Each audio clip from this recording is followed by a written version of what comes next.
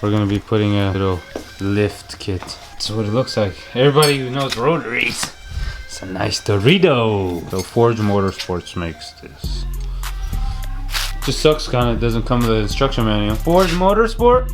Beep. If Forge Motorsports is watching this, include an instruction manual. This thing's gonna look badass. So all you guys, I'm probably wondering what this is. This is a brand new 2018 Volkswagen Alltrack, sitting at stock height right now, but the customer wants it sitting a little bit higher, and eventually down the road when these tires are done, I believe he is gonna go ahead and get some like methods or like some mud tires like these fitted to this car. Jeez, I shaved my beard, look like crackhead. You seen that, Dave Chappelle? From Tyrone Biggums.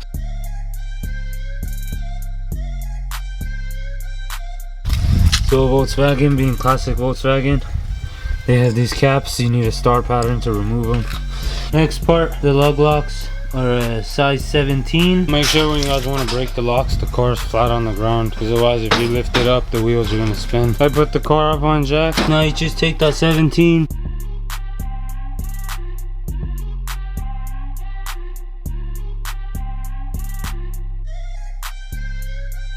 So one of the Doritos is going to sit on top of that. First thing you need to do is start taking these plastics off. 3 bolts that we're looking for are under here.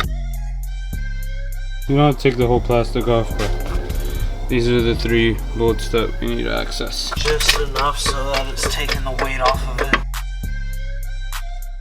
This is the Dorito. We're gonna bring this down. Kit comes with extended hardware, so we'll be able to go right in. You need to break this sway bar. Alright, taking the end link off allows the strut to move back down. So now we're going ahead and put the Dorito inside. You need to turn this thing so it's at the correct angle and you can see the holes, and then you just pass the hardware through. And then you want to take your end link, push up the strut, and you want to put the end link back in. Right here, as you guys can see, screw that 18 back in. Take the breaker bar. So now that that part's in, now you just go ahead and tighten this hardware.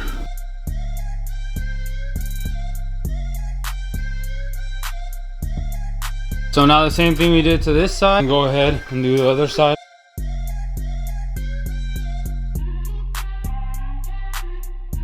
Now we move to the back. So the back is this little piece. You have to take all 3 of these off. This one's to connecting the sway bar to the traction arm, I believe it is. This is the strut in the back, and this is the, in order to be able to bring down this bucket and remove the spring and go ahead and put that thing inside of it. As you guys can see, this is the spring. This is the forged piece that sits on top of the bushing, and then this goes back into the bucket. Doing this install, you're gonna need an alignment for sure.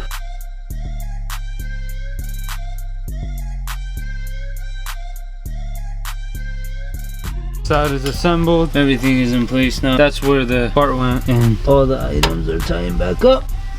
Now onto the other side.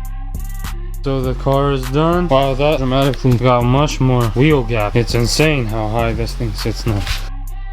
Just went for a test drive too. Everything looked all good.